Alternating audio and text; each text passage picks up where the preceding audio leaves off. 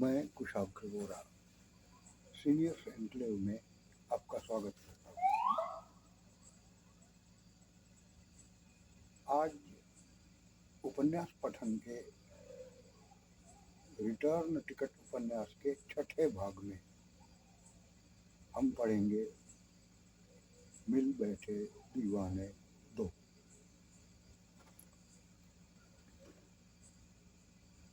शगुन ने जूस की चुस्की लेते हुए पूछा, तू यहाँ कैसे? क्यों? सुब्रतो ने प्रति सवाल किया। मैं यहाँ नहीं आ सकता क्या? नहीं, मेरा पॉइंट दूसरा है। मैं परसों रात मुंबई से यहाँ आने निकला, तब से लेकर तुझसे मिलने तक मैं जिन लोगों के संपर्क में आया, अधिकांश के नाम अपने सहपाठियों की याद दिला गए।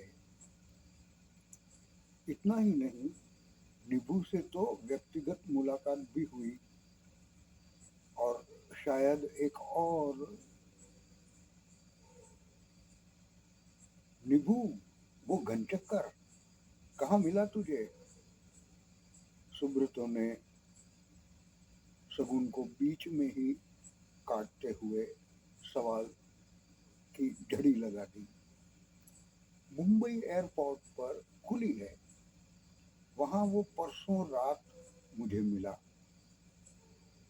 और तो और कमल से मुलाकात होते होते रह गई।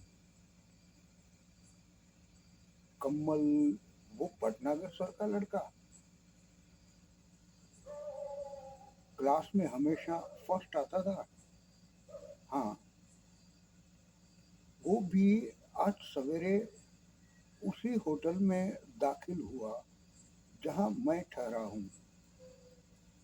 वैसे अभी सिर्फ अटकल है, अकस्मात एकाध हो सकता है, इतने सारे तो नहीं। तुझे क्या लगता है जो मैं सोच रहा हूँ? शगुन कुछ विचलित सा लगा। इतना बोलते बोलते ये मैं कैसे कह सकता हूँ? तेरी सोच तू जाने। नियति के इशारे कभी अंतः प्रेरणा के रूप में, तो कभी कोई घटना विशेष बनकर हमारे सामने आते हैं और हमारा नसीब बन जाते हैं। दूर आसमान में नजरें गड़ाए शगुन बोल उठा। नन्हा शगुन कार में स्कूल आता था। 8वीं कक्षा में आते आते माँ का देहांत समूचे परिवार की जड़ हिला गया। उसकी दादी ने घर संभाला, लेकिन पिता की मनःस्थिति व्यवसाय संभाल न सकी और धीरे धीरे सारे सुख साधन ओझल हो गए। रह गए तो बस बेबसी, कंगाली। और जब ऐसा होता है तो परछाई भी साथ छोड़ देती है। लेकिन इस एक घटना के कारण कैशोर्य में कदम रख रहा शगुन एक ओर पढ़ाई में पिछड़ता गया, तो दूसरी ओर दुनियादारी के कटु अनुभवों ने उसे अन्यथा विलक्षण बना दिया। जो शगुन पूरे क्लास में दूसरे तीसरे स्थान पर रहता था, वो एसएससी तक पहुंचते पहुंचते काफी पिछड़ गया। स्कूल की अंतिम परीक्षा में उत्तीर्ण होकर कॉलेज में दाखिला लिया, लेकिन जिस दिन कॉलेज का सत्र शुरू हुआ उसके पिता चल बसे। सुबह सुबह अपनी दुकान में बैठा शगुन अपनी किस्मत को कोस रहा था कि वह कॉलेज नहीं जा सका, क्योंकि सारी आर्थिक जिम्मेदारियां उसके ऊपर आ गई थी।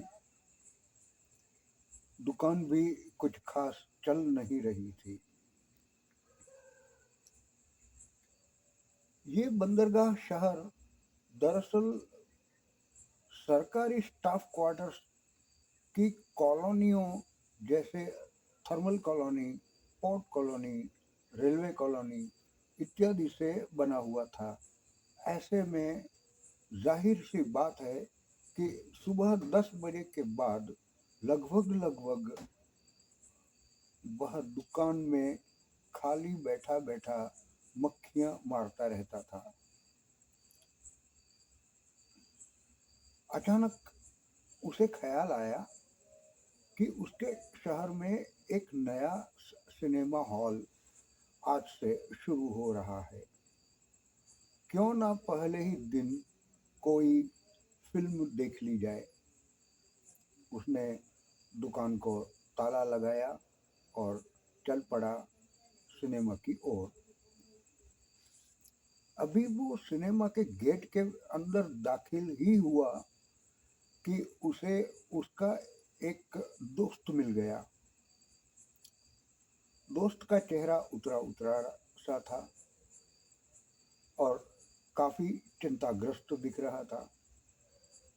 दोस्त को उसने पूछा, अरे तू भी फिल्म देखने आया है क्या? दोस्त ने कहा, नहीं रे, मैं यहाँ थिएटर का मैनेजर हूँ। कुछ मत पूछ यार, आज पहले ही दिन में हमारा बुकिंग क्लर्क अभी तक नहीं आया और आज पहला दिन है होने के कारण भीड़ भी बहुत है, तू खुद देख ले। शगुन ने चारों ओर नजरें दौड़ाई। नया थिएटर देखने वालों का तांता लगा था।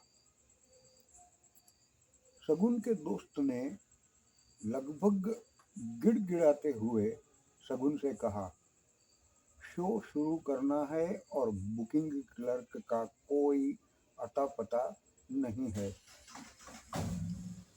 सिर्फ पहले शो की बुकिंग तू कर दे, दूसरे शो से तो वो आ ही जाएगा।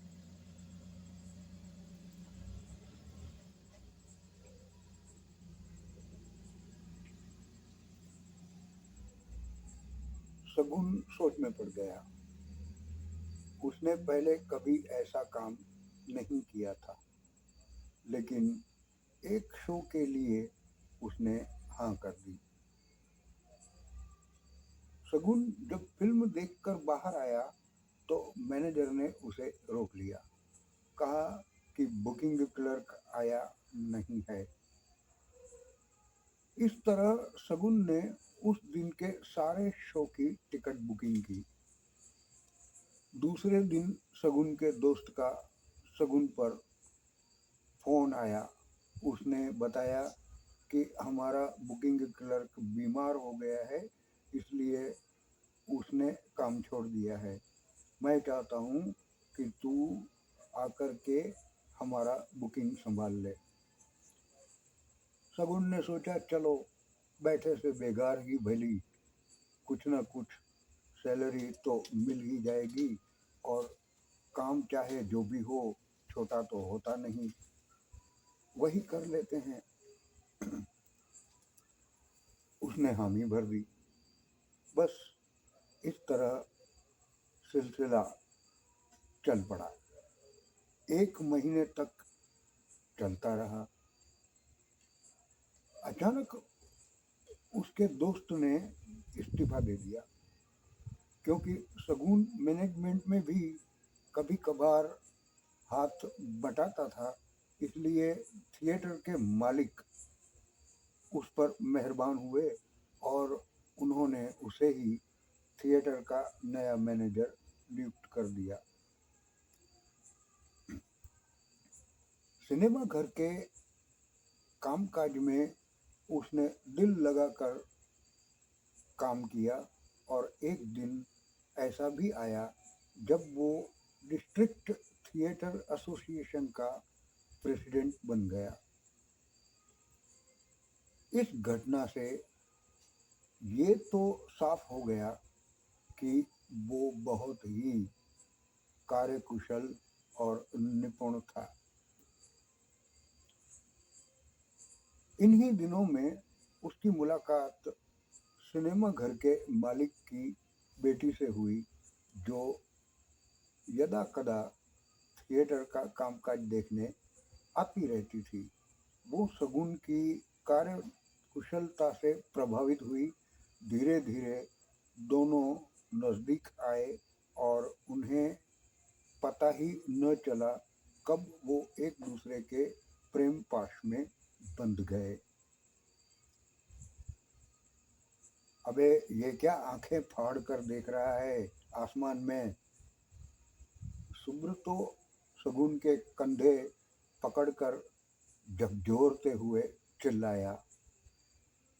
शगुन जैसे होश में आता दिखा तो सुब्रतो ने कहा, प्यार हुआ, इकरार हुआ और शादी हुई, इसमें कौन नई बात है? शगुन ने लंबी सांस छोड़ते हुए कहा, अरे नहीं सुब्रे नहीं, मेरी शादी आसानी से नहीं हुई। हम दोनों के प्यार के लिए परीक्षा की घड़ी जैसे मुंह बाए खड़ी थी। एक दिन मेरे बॉस यानी थिएटर के मालिक ने मुझे अपने बंगले पे बुलाया और सीधे पूछ लिया, तो तू मेरी बेटी से शादी करना चाहता है? अच्छी बात है। तूने मेरा बंगला देखा, थिएटर देखा, मार्केट में मेरी इज्जत देखी, हमारे समाज में मेरा स्थान भी तूने देखा। अब तू मुझे सिर्फ इतना बता कि अगर मेरी जगह तू होता तो अपनी प्राणों से प्यारी लाडली को 500-600 रुपए वाले अपने ही नौकर के हाथों कर देता जिंदगी भर के लिए। शगुन ने एक क्षण भी गंवाए बिना जवाब दिया, नहीं। बस तो फिर सबसे पहले मेरे थिएटर की नौकरी छोड़ दे। तेरे में प्रतिभा है, इसलिए हमारा थिएटर पूरे जिले का प्रमुख है। बस तू मेरी बराबरी में खड़ा होके दिखा, फिर तुझे दामाद बनाने में मुझे कोई दिक्कत नहीं। शगुन भारी दिल से वहाँ से निकल गया।